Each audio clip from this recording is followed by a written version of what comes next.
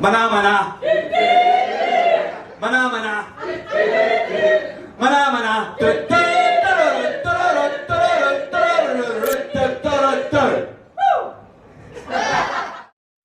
Mana mana. Boop boop bidoo boo. Mana mana. Boop boop bidoo. Mana mana. Boop boop bidoo. Hello and welcome to Backbone Bites, episode 7, I believe, with a very good friend of mine, all the way up from Derby. She's here to talk about her first week, a whole week gigging in Glasgow, and somehow she remains unstabbed. I'm not stabbed. My wonderful friend, Lizzy Lenco. Hello. I've not been stabbed. I know, it's amazing. It's not many make it out of Glasgow without. And I've not stabbed anyone either. At least a Mars bar across the face. I know. It's really good to see you. Yeah. Great to be here. So look at me with my little Jammy Joey. my little moment of happiness. So, how have you found Glasgow? Before we say anything else, I love it. you're an honorary Glaswegian. I tell you what, there is that many dead things in Glasgow. It's amazing. Hunterian Museum full of dead things. Went to the Kelvin Grove Museum full of dead things. Went to the Necropolis yesterday. It's like a goth's dream city. Love it. All right, man. That's not the type of vibe I was hoping for. But man, we like dead things too. We like making things dead as well. Like it's always been the Glaswegian talent range. Seriously, the audiences have been amazing. Yeah. They really have. Yeah. I mean, like Especially for such small ones. the small ones are the best. And that mad woman the other night, they had to have a translator for her heckle. What was she saying? The one on the front row who was trying to kiss me. Oh man, she was getting up and all that, and I had to tell her about 15 times, you sit down at a gig. You're not part of the show. Aye. That was cool. That was a really good night, man. Lobe headlined that one. Yeah. So, I first met you actually in the lockdown. Yeah. Wasn't it? Yeah. At a gig. A Zoom gig, one of the Zoom gigs that's led to this fucking whole thing. This reboot of my podcast that I had because of that whole thing. And that was my first ever Zoom gig. And there was these American kids that invaded, and they were like saying racist stuff, homophobic stuff, putting up porn. It was disgusting. But the thing that really grinds my gears, man, that I'll never forgive them for, because they were kids. They'll grow out of racism and homophobia. Being like that at that age is probably a good thing, because they'll realise when they get older.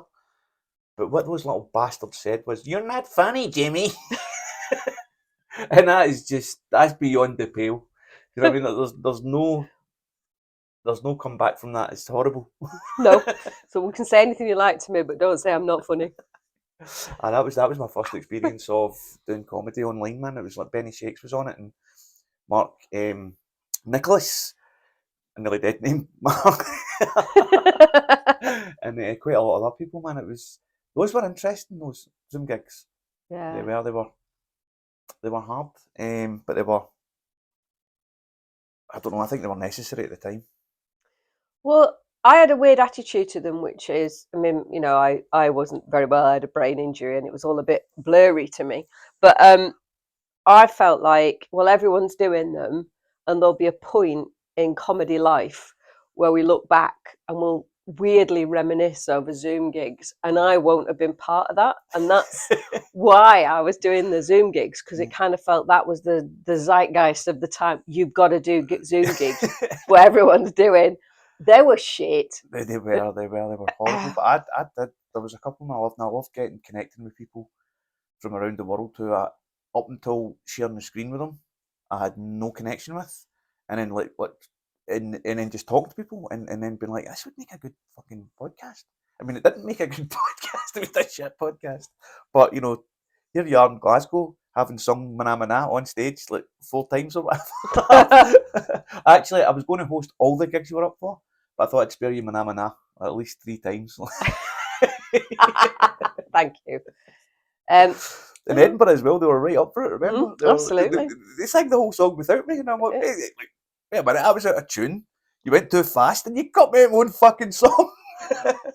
But, you know, it's a tune that you can guarantee people will join in with. You know? If they know it. Sometimes it's hard to, they're like Muppets, what's a Muppet? And you're like, oh my God, man, I'm ancient. If anybody who doesn't know who the Muppets are, they can just get away. Go on, get to fuck. Yeah. I love that expression. It's like my favourite Glasgow thing. But I say it my own way now, which is get to fuck. And Derbyshire twinge on it. Yeah. We were on the car park the other night and I was thinking of Scottish, really, really Scottish things, and I couldn't think of anything from the thick of it. And I wanted to shout it out in the car, specifically to shut Lorraine the fuck up.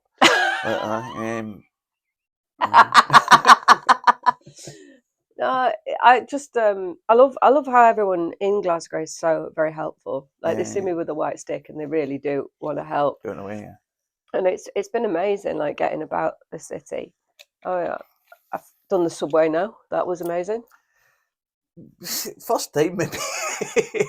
It's absolutely so. It's did you not notice it was imported from the fucking 70s? It's still got tobacco stains. Well, there was actually a poster that said, I smoke 60 a day and I can't stand it because it's still got tobacco from the 70s there. But there's a poster on the subway wall that says the 70s called and asked for their seats back. But I love the fact that it's like so simple. You got the outer and you got the inner, you know, and one's one way and one's the other way, and that's it. That's all you need to worry about. That's Glasgow got the most loads of dead things in the world's most simplistic rail system. And I love, like, whenever I've attempted the bus in Glasgow, all the nanas come in to help me. Have you been getting the bus? By the way, did you know that your bus is free? Like, is it free for you anyway? Yeah, I've got a bus. Well, you should maybe see if you can get like the fare off them back as well, because it would be free because of the Glasgow Comedy Festival as well. Oh, really? So it'd be like, right, I'm getting it free anyway. Plus, can you give me $3.70? No, I've just got a can't see pass, so I'll wave that at them. Right. I'm sure there's a way you can get money out of them. Milk them. I've got it double free. No, it's still free. Yeah, just free. Yeah. So obviously we're going to talk about the past few years as well, because the Fringe, and we've pretty much covered the Zoom gigs and said all you can say about them there. Oh, do you know what I can say about them? I really upset my neighbours, because one of the good things about doing Zoom gigs was I got to gig with some really good American comedians. So and also in Australia. So people, like, doing Zoom gigs meant that you were actually on lineups with people all over the world. I loved that. Yeah. But it did mean that I headlined one gig at 2:00 in the morning, like the time difference. And of course, you see my stand-up, it's loud, it's raucous, and I'm like singing at 2:00 in the morning. And my neighbours were like, what the actual fuck? 8 o'clock, pots and pans, that's the time. 8 o'clock, Thursday night, fucking, not 1 o'clock on a Monday morning. Yeah. So I think they all thought I'd gone mad anyway. But and we also done, the first time you ever gigged for Backbone, I guess, was a Backbone comedy experiment, which, if my Facebook memories are to be believed, it was actually like 3 years ago today. Yeah. Or maybe this week, I don't know. That was, and that was when I invented, was it the Centre for Unnecessary and Needless Testing? I wore a white coat and said I was experimenting on comedians. That was funny. I remember when I spoke to you about it, you were one of the first people asked to do it, and I had this idea where I wanted to do writing sessions and then a gig. And then when we got up, we basically recorded it all on Zoom. And then when it got to having done the gig, there was no difference between the writing sessions and the gig. Yeah. And I was like, I always wanted to do that again, like maybe Zoom writing sessions leading up to an actual gig. So it's still an idea I've got formulating somewhere. I've spoken to a few people at the Fringe about it, and Glasgow as well.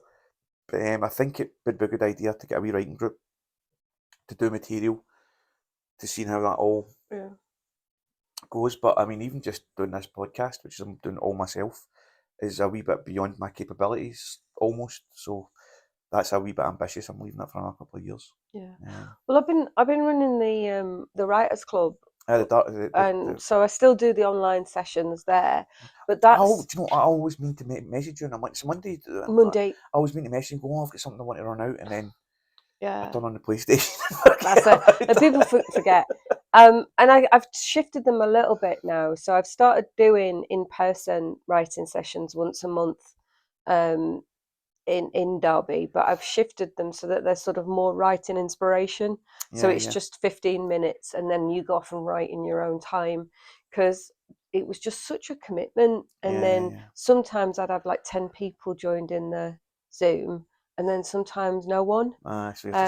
So it was just a case of, well, I still do it, but it's more like every so often, and I'll set up a session and.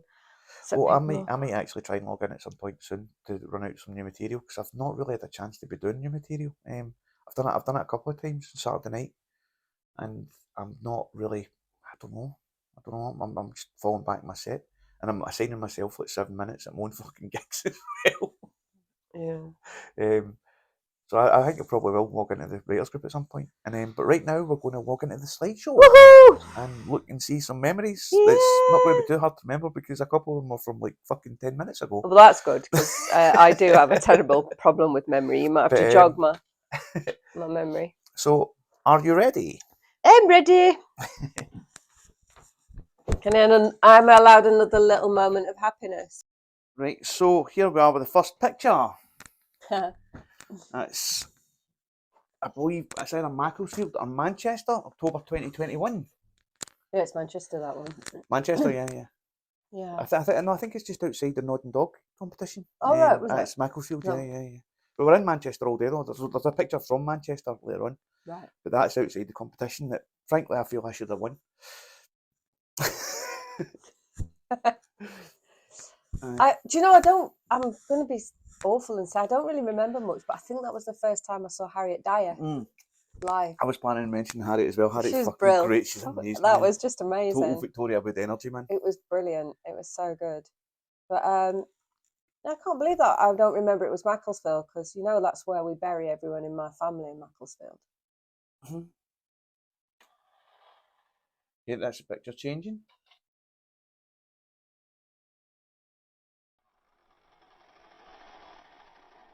That's Manchester. That's the Women in Comedy Festival where we went to see Maeve, because Maeve was in the car with us. Oh, that's what I remember. And I've done a show with Victoria shortly, and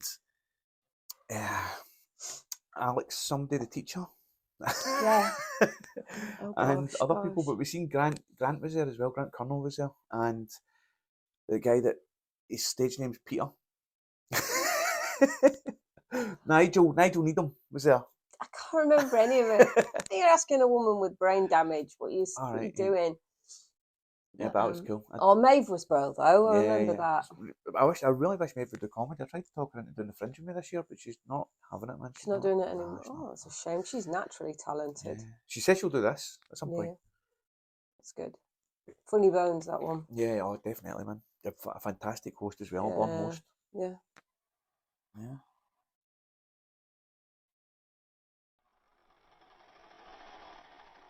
And here we are outside the SECC when we come up to Glasgow. Didn't have a gig.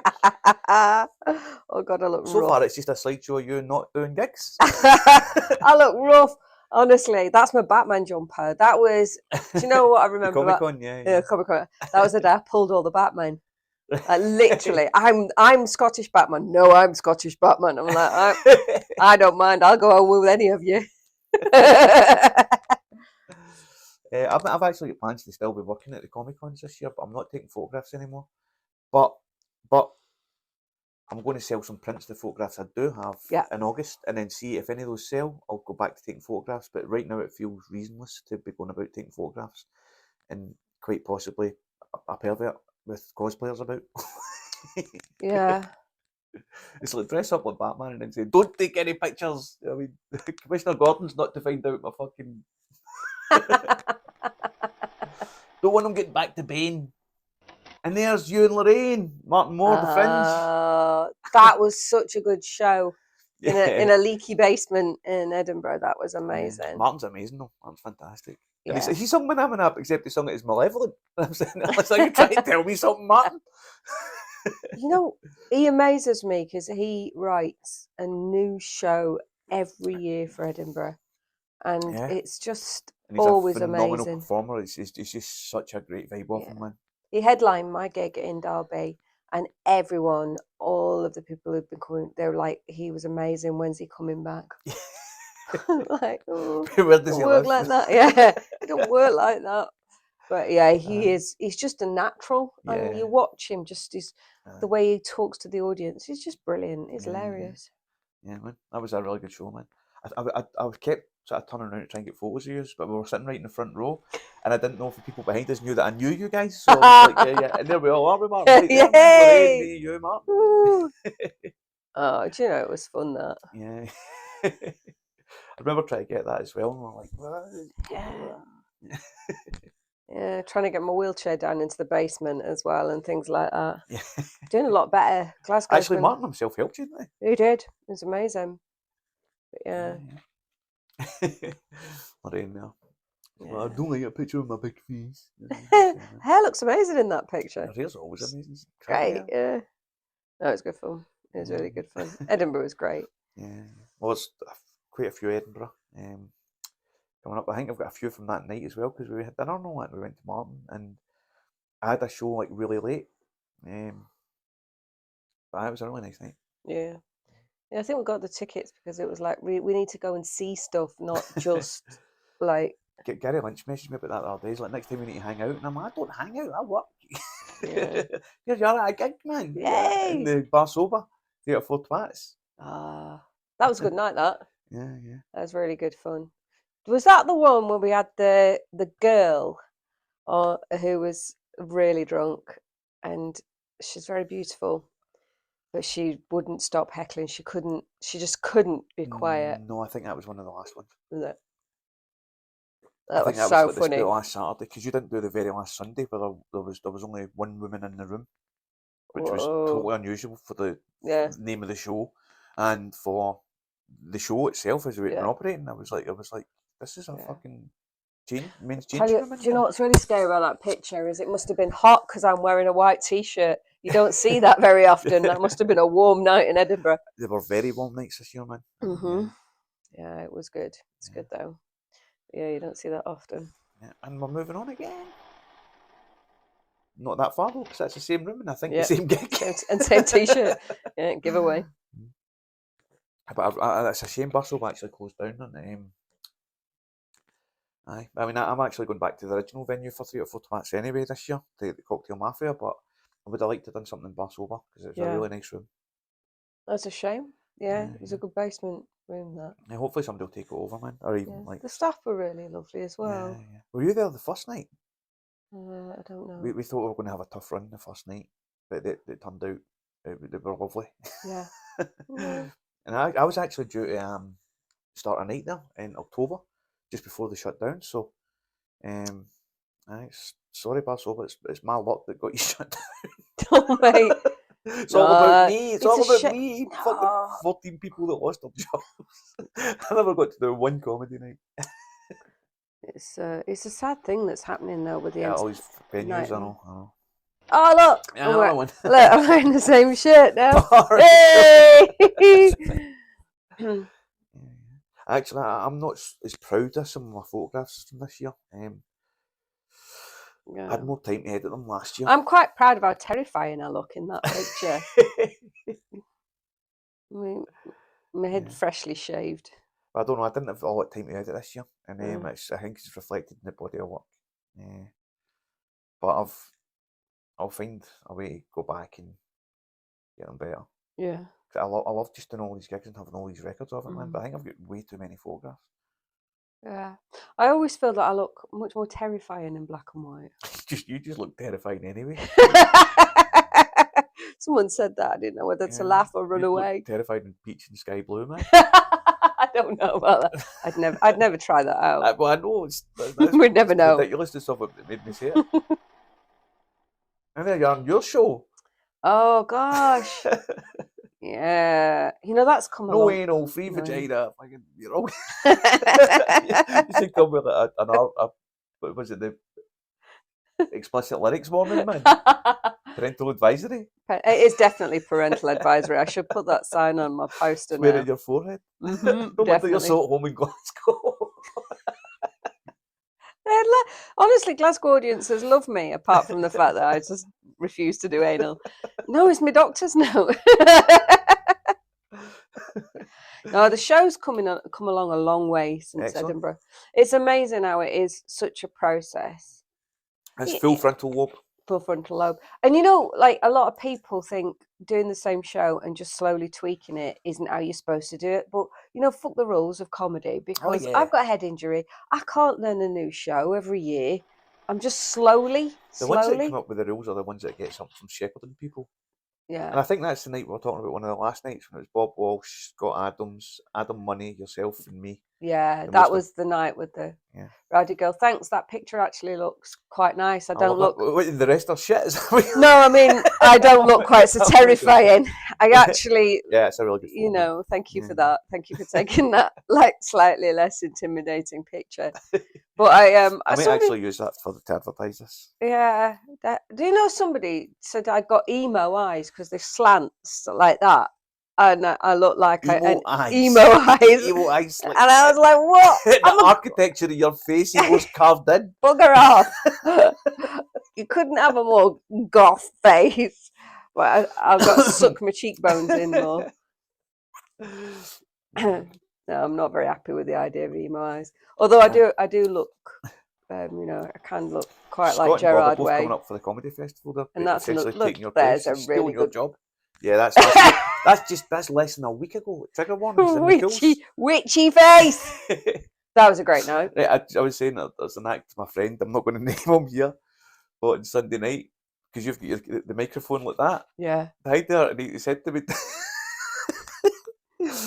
do I have to perform with the microphone? I just went, yes.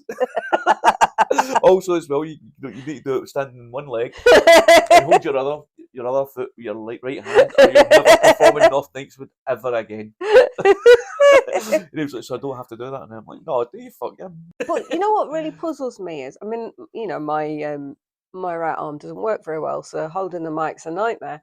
But I see a lot of comedians who do like props and stuff. They really struggle. Like, why don't they get one of them? They're only $3.50 from eBay.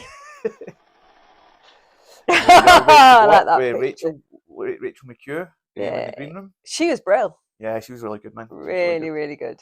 I'd only seen her once before, actually, at a kind of roughish gig last May. But she lives in Italy. And and Peter pulled me aside and said, see that red-haired girl, if you've got her on again, make her the host. Which was a really nice way of saying you were shit at hosting tonight, Jimmy. Don't do it again. No, she has got the right personality as well. She's got that bubble. She was actually interested in the crowd, whereas I think it was an annoyance. Yeah. I'm a bit like that. I'm not a great MC myself because I just can't. I can't really do the off the cuff remark without it just. I come across as I've got a serial killer vibe. I can't help it, and that's not great for an MC. So. That was actually Money Soup. Money Soup. I love all of the amazing like graffiti in the background of things. Oh, that's cool. Yeah, I love that photo, man. Yeah. John Parves, Tattoo Dave, Richie McMahon. You know that I'm not in it though, don't you? Stevie Mitchell. Black Boyd. Zubair, Rachel. That's you at the back, at the top there. Grant Gunn. No, it's not. Well, I thought I might get away with that one. No, Wild don't mix me up for him. A complete fucking lack of the person I'm talking to. I was in the toilet or something. I just got one of you before. You're in the same room. No, it's brilliant. But what you I love... were too busy chatting shit with Rachel. That's what happened. I know. I've done my best to locate you. But what I love about that picture is that just shows how packed your lineup was. That's not the full extent of it. Yeah, I know. That's why I'm going to frame it and send it to Peter Byrne. Care of McCool's and say, Peter, aren't you glad that I put all these guys on for 10 minutes each? I've already had somebody drop out for tomorrow because I said 7 rather than 10. The Griffin man, we're gigging it up. Oh, that was great. That was very close friend, Mark Robertson. He'll come up in a second, I believe. He was a good man. But that's the gig with the woman on the front row. And she kept getting up, wanting to hug me, have a dance with me. This is a show, I'm part of it. What is this, a dance? It's a dance. It's line dancing, man up. Shut the fuck up and sit down and laugh. That was it. Yeah. She had to be told umpteen times. I know. But I think the way the mechanics and the dynamics of the night worked that night, it almost ended up not as much a pain in the arse as we thought it was going to be. Do you know what? I'd rather have a heckler than someone who does the thing like that guy did, where he just is there to try not to laugh and stare me down. Give me a rude heckler any day. I can at least have a comeback, a bit of a banter with them. There we are. There's Mark Ehrman, and there's Obi and Gita.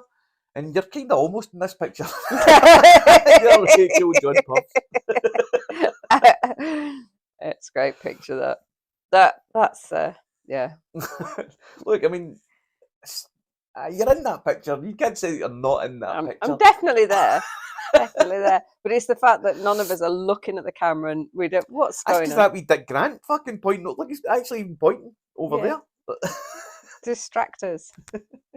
And I never know what's going on anyway. I never look. I'm never looking in the right place, and my wonky eyes always wherever it wants to be. if you can get that's a picture... why I deliberately purposefully posed it like that, so that your wonky eye cannot be seen. Yeah, like, right. No, Jimmy, that's my good eye. You know, fuck. I was trying to help you out by nope. Oh, there he is. Where's your pal? There he is. Your pal, where's my your nemesis? Although I did become quite strangely attracted to him because he was refusing. And it was the way that when we had the staring competition, and it was like, you know, I finally got him to crack. And but yeah, I was becoming quite attracted to the man for his gothness. That was a really nice view room, man. I'm hoping for a sellout at least once before the end of the festival. We've got 2 more shows there, so hopefully one of them sells out. Hint, hint, viewers. No, it was Fridays, 8:30 p.m. Yeah, it's a lovely room. Yeah. Not so sure about the green room. Well, yeah, let's not get into that. I think they were annoyed enough you brought it up on stage. just, I've never said this in the podcast before, but just so the people at the venue know that the views represented in this podcast do not reflect the values of Backbone Comedy. We'll quite happily sit in a pishy green room, thank you. Thank you, please. We'll sit there and order more pish. If it helps. There's no end to the glamour. No, at least there was a green room. There was a green room. And it was definitely green. It was green with white tile and urinal It's a lovely venue, man. They're so nice in there as well, man. Nathan and Jamie the tech, they were really nice guys. Yeah.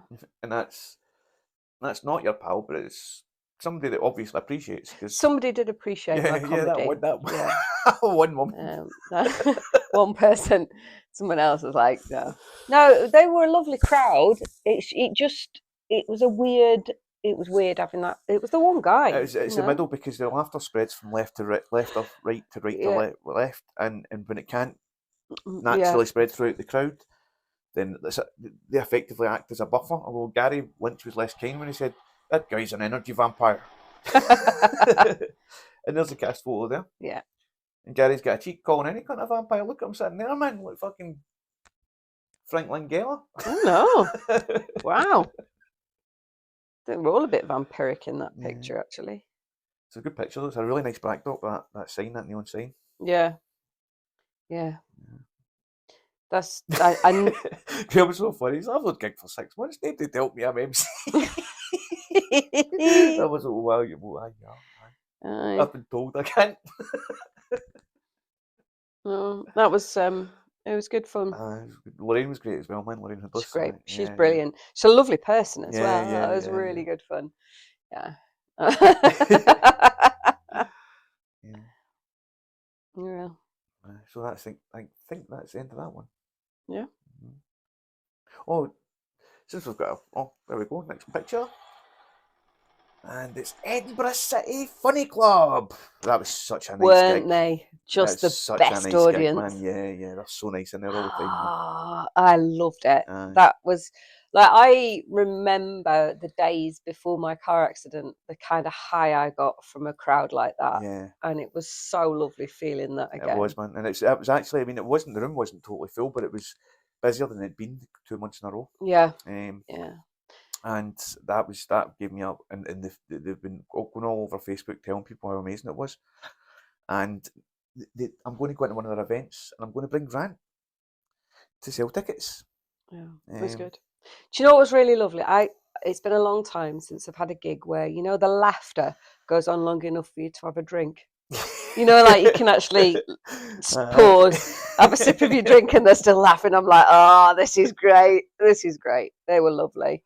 I'm still at a stage where I don't even realise I require water to survive on stage. All I think about is getting through the set. I have to. There again. Yeah. They always sit at that table, those 7 or 8 people, Irene's family, Irene's Yeah. good lad. Member of staff there, and I'm a massive supporter of the comedy. But it was nice because there was there was a lovely lady over in the far corner who came up to me afterwards and said, you know, it is really good to see women doing so well in comedy. Excellent. And it did feel really nice because I'm going to be honest, I did have a bit of an attitude, not an attitude. I misinterpreted the crowd when I first went in. Yeah, I always scan the room and I'm like, oh, they're going to be like this. Don't do your Brexit jokes. Don't, you know. And actually, they were the opposite. Yeah, yeah. And even when he said, "Is there anyone in the crowd gay?" and they were like, "Yeah, we all are." It was like they were up for it. They were all up for just joining in. 2 guys come out of the toilet, zipping up. Yeah. Definitely. It was great fun. And there's the cast photo there, man. Yeah, that's lovely. Stephanie, I went up first, and I actually said to her 10, but I meant everybody to do 15, but I put 10 down first, and then I didn't change it. But she done so well at the start. Horan was up second, and then it was the way the lineup, the mechanics of the lineup worked out. It just couldn't have worked out better. No, it was brilliant. Yeah. And it was really nice to actually go on early and then be able to just sit and enjoy the rest of the acts. Yeah. You know, because I've been doing a lot of closing, and as much as that's cool, I'm still nervous. I'm so nervous. Whereas, and that's why last night was so nice to go and watch comedy. I wasn't on a lineup with. I was sat there in the stand with my pint of cider all on my own, like just laughing my socks off. I couldn't imagine not going to a gig and not doing anything. I love it. No, I just love to. It's silly. It's almost. I'm not something nervous. wrong with it, man. And there's you with Tommy Nicholson and my girlfriend saying it's your fucking partner, you cunt. Like there's no podcast. I brought you here to answer for that crime. Oh, if she'd do me the honour, I'd have been so pleased if she was my girlfriend. She's do the honour fucking put you across that car park. That's my missus. I'll fight you for it. Honestly. What we're going to do, I mean, it was so funny that he decided we were a couple and we just, let's go for it. They say you'd like, Lynn told me, she's like, Lizzy said I was a girlfriend. What He said, are you a couple? And I was like, yeah. Nah, man, doesn't compute. Even in a porn sense, fucking patch that idea, Befies. She's a beautiful woman. I'd have been honoured. But it was funny winding him up. Yeah, he was cracking, man. He was lovely. It was brilliant. And there you are, man. The Lincoln finally got you on my stage, my home stage, the place I love most and I loved it for comedy. I loved it. And I tell you what, this was a lesson in never, ever assume something. Because that's where there was the lady in the audience who I thought was really not enjoying it. And afterwards... And she spoke to you outside? She spoke to me afterwards saying it really had meant something to her. And I was like, oh my God. And I'd really taken the attitude of she didn't like me at all. So never, ever make assumptions about what the audience are thinking about you. I think my favourite bit, because there was only about 10 audience left at the end of the night. And there'd been like 50 in the room. And I went up and I said, look, man, those Irish comedy headliner guys, they got in 4 acts to 40 people. I got in 40 acts to 4 people. Now beat that. And the crowd absolutely loved it, man. They were great. Yeah. Yeah. I just love it, and I've been in there for 2 years. And I just they let me try so much. I mean, currently what's happening in the comedy festival and all that, you know. And that's it. End of story. That's the beginning. Oh, it's fun. Aye.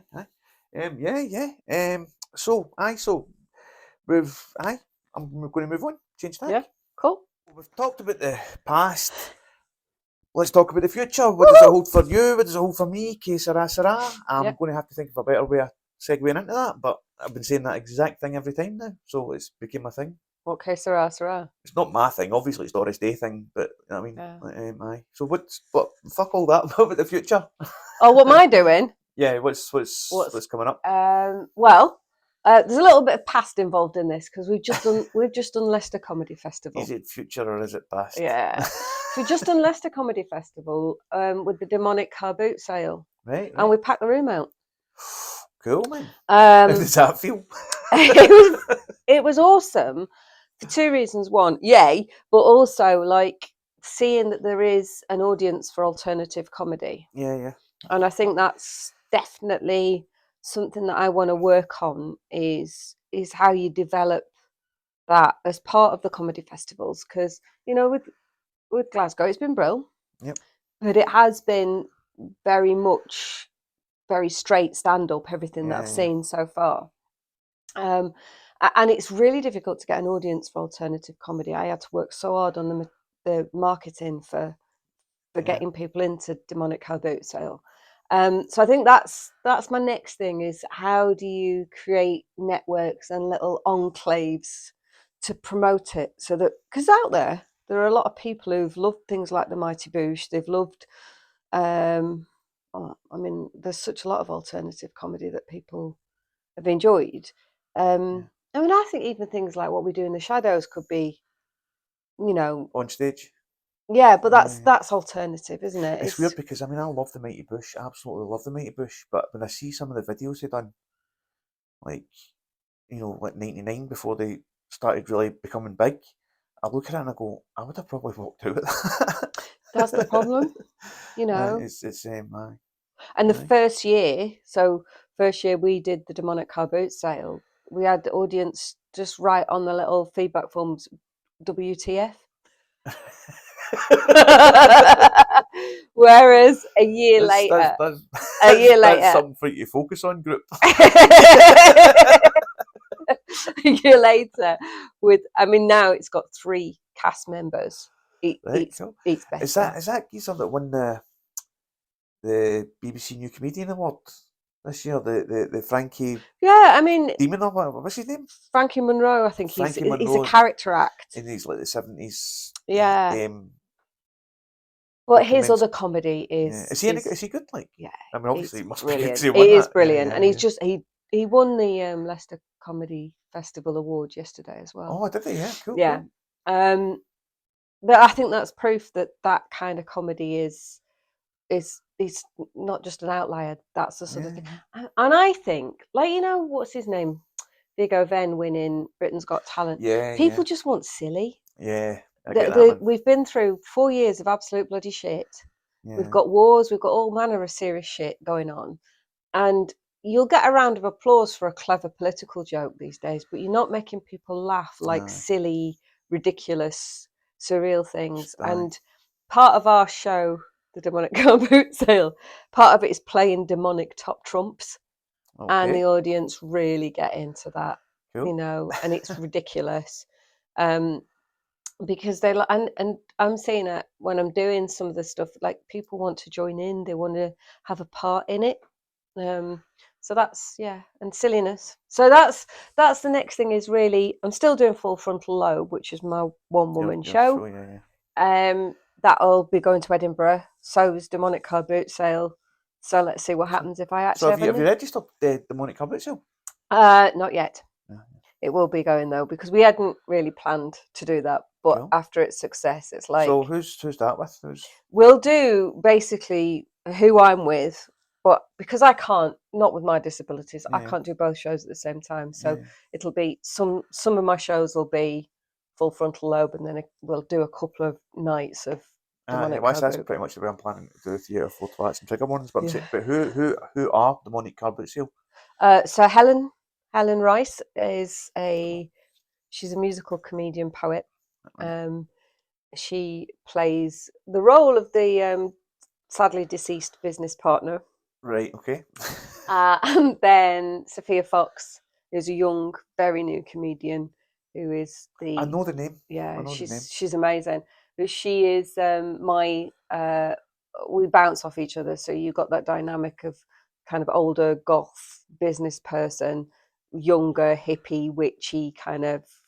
And that whole thing sort of bounce. But having 3 women involved in it now, you've got a lot more. And we play a lot on the Macbeth kind of when shall we three meet I'm again. actually a bit embarrassed. I'm learning so much about this show right now because, like, we're good mates, and I don't know a fucking thing about it, man. But I wasn't expecting it to do as well as it did at Leicester. It's like Florine came in and said, "Yeah, I'm a professional boxer, Jimmy. I've been doing it for fucking 4 years, and you've not seen my fights." And I'm like, what the fuck?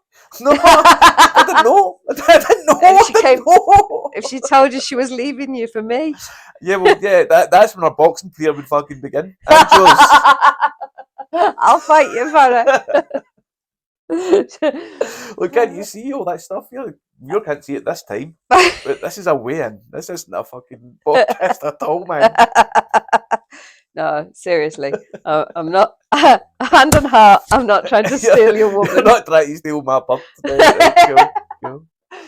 No, so that's kind of it. And right now also working very, very hard on my stand-up, which is why I came to Glasgow. So I've got to hone it. I've got a gig when I get back. I'm going to line up with Gary Delaney. I'm terrified. Yeah, you've seen that. It feels like this is serious business now, you know. I'm going to go on the phone to Sarah Millican as well and tell her she better fucking watch out, man. Oh, it'll be Sarah Millican I'm more interested in. So I'm going to phone them both and say, look, man, this is a home record.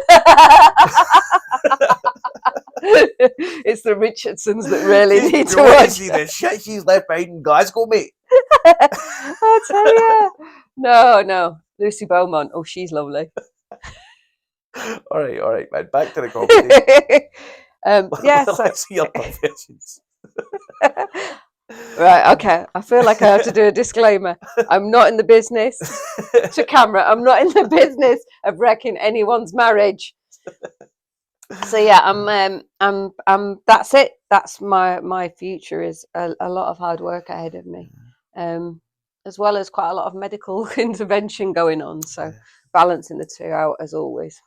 Well, you've done really well, man. Because it's been a lot of gigs over the past week. It's been really great to have you up. Really great to have you up. The gigs have been so much fun. Yeah. And especially nights like Saturday and Sunday when it was you and Lorraine kicking about and just other people as well. Everybody's done. Puffs' gig was quite a lot. Richie's gig was a couple of times. We can't Grant Gunn. I'll talk about Grant to his face when he's here. You're going to like him, viewers. And it's been a really, really good time, man. Yeah. Some of my best times in ages. Yeah. Do you want to know about my inappropriate thing that I said to Grant? What did you say, Grant? Well, I actually posted it on Facebook. How inappropriate is this? It was on St. Patrick's night, and I posted. I've seen a post that you put up. I had to change it because me and Grant were at the bar, took a photograph of me and him and the pints of Guinness we were drinking, and I went, I've sung some Irish songs, I've told some jokes, now I'm on to the black stuff. That is quite inappropriate. I don't think you'll mind, man. He didn't mind, he thought it was hilarious.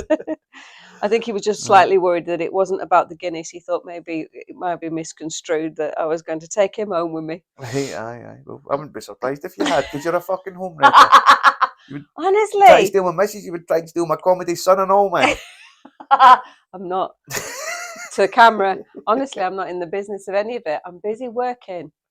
But we've still got some more gigs to do, man. We've still got Los Cannons with Balls at 5:30, and then you're going to watch a show. You're going to get to see a show today. 4 Wrong Blondes, and then I'm really, really looking forward to that because Richie's doing Bungle Laugh. Colette, is that Colette in the novel? Colette Boyd. She was brilliant. Yeah. Really made me laugh. Yeah, she's really good, man. She's really good. You're going to like Richard Tench and Jonathan Stewart Finlay and Paul David as well. Excellent. They're all doing 4 Wrong Blondes. They said to me in the group chat for it. They said, "Oh man, they can't thank me enough or something." And I said, "Don't worry about it. Don't worry about it. You can do all that when I take 40 minutes and you all get 5 each at your own show." I'm just going to introduce someone and be like, "Are you ready for 4 Wrong Blondes? Yeah. There's your first act." Oh. Or I'll take 40 minutes and say, well, they said they were so grateful. I thought they might want to give me 2/3 of their show. I'm ready to break out my first 40 minutes. No, it's brilliant. It's been great. It's been a fantastic experience. I'm so glad I came to Glasgow. And I'm glad you're up, man. Yeah, and I'm going to go look at some more dead things tomorrow. Yeah, but I'm not going to join you for that, man. I'm going to be sleeping during the day. I think, and then back to trigger warnings tomorrow night, and then almost halfway through, and then it's really weird all this. You're like, oh my god, it's so hard on me. I've been gigging every night. next month, you'll be like, fucking, I know. where's the That's it. gigs? What's happening? It's an addiction. Anybody I'm need some missing comedy? it. I Give me a need it. phone. Help me. Well, I heard this joke. Like, get the fuck, Jimmy. All right, man. Well, see you at the Fringe, man. Yep. Thank you very much for Cheers. coming on. Thank you. Mana mana do do do do do. Mana mana do do do do. Mana mana do do do do do do do do do do do do do.